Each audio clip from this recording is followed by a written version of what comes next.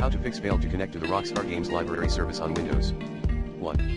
Turn on Rockstar Game Library service. 2.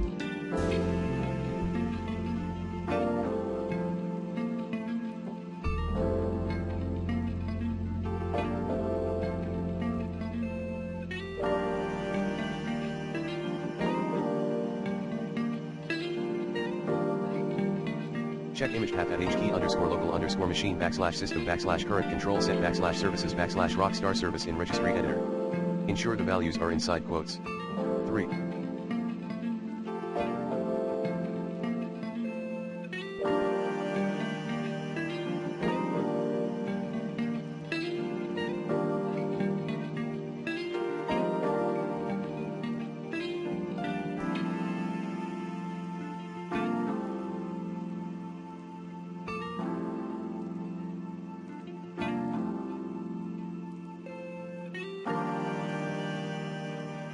Update Windows and device drivers, using the recommended Avast driver updater in this video guide.